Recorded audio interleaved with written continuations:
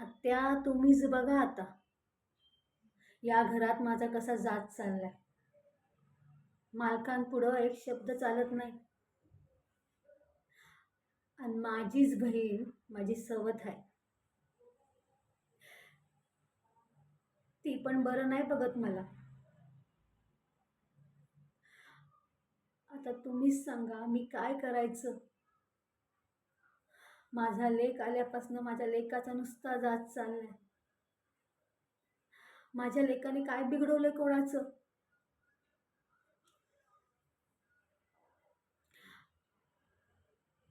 आलास बाळा, काही खाल्लंस का तू?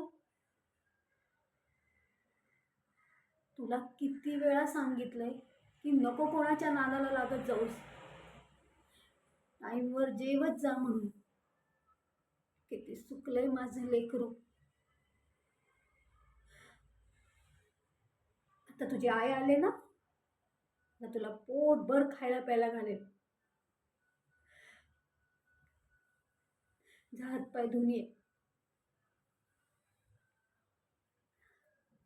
बघा आत्या, अजून लेक माझं जेवलं नाही.